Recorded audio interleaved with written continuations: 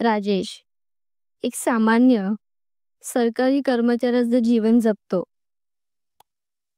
सकाळी उठल्यापासून ते रात्रीपर्यंत फक्त जबाबदाऱ्या. आई वृद्ध आहे, बायको सुजाता घर चालवते आणि मुलगा राहुल शाळेत जातो. राजेशचं जीवन साधं पण भारदस्त आहे. प्रत्येकजण त्याच्यावर अवलंबून आहे. सुजाता म्हणते, तुला कधी स्वतःसाठी वेळ मिळतो का? त्यावेळी राजेश हसत म्हणतो, माझं सगळं आयुष्य तुम्हा सगळ्यांसाठीच आहे ग. आई म्हणते, देवाने तुला सोन्यासारखं मन दिलंय बाळा. राजेश सारखे लोक जगात बरेच आहेत, जे स्वतःचं थोडं कमी करतात पण घराचं कधी कमी पडू देत नाहीत. एके दिवशी राजेशला अचानक ट्रान्सफर ऑर्डर मिळते, 300 किलोमीटर दूरच्या शहरात. त्यावेळी सुजाता म्हणते, इतकं लांब जाणं गरजेचं आहे का? मग राजेश म्हणतो, घर टिकवायचं असेल तर ह्या पावलाशिवाय पर्याय नाही. राजेश शहरात जातो, छोट्या भाड्याच्या रूममध्ये राहतो. दिवस ऑफिसमध्ये, रात्री एकटं खोलीत बसून जुन्या फोटोंकडे पाहत. फोनवर आईचा थरथरता आवाज, सुजाता आणि राहुलचा हसरा चेहरा. सगळं दूरचं वाटू लागतं. घराचं खरं वजन तेव्हा कळतं जेव्हा माणूस घरापासून दूर जातो. राजेश कामात रमायचा प्रयत्न करतो, पण मन मात्र दरवेळी गावात उडतं. राहुलचा वाढदिवस. राजेश व्हिडिओ कॉलवर हॅपी बर्थडे म्हणतो, पण कॉल संपल्यावर तो एकटा बसतो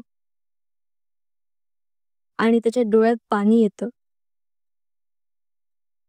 काही दिवसांनी आई आजारी पडते. तेव्हा राजेश रजा घेऊन गावाकडे धावतो. आईच्या पलंगाजवळ बसून तिचा हात धरतो. त्यावेळी आई म्हणते, बाळा, पैशांनी घर चालतं, पण प्रेमाशिवाय घर टिकत नाही.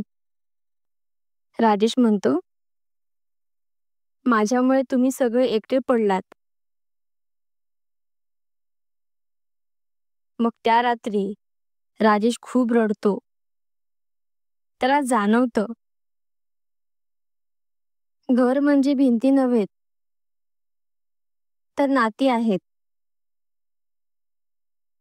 आईच्या शब्दांनी त्याच्या मनात बदल सुरू होतो. तो स्वतःशी वचन देतो, आता मी परत माझं घर हसवेन. राजेश ट्रान्सफर रद्द करून गावात परत येतो. तो आपल्या ज्ञानाचा उपयोग करून घरबसल्या ऑनलाईन काम सुरू करतो. स्थानिक शेतकऱ्यांना डिजिटल मदत, सरकारी योजनांबद्दल माहिती देणं, डॉक्युमेंट्स टायपिंग वगैरे. हळूहळू त्याचं काम वाढतं. गावात लोक त्याला घरंदाज राजेश म्हणू लागतात. सुजाता हसते आणि म्हणते, आता घरातलं हसणं परत आलं रे. राहुल म्हणतो, बाबा, आता तू ऑफिसला न जाता आमच्या सोबत असतोस.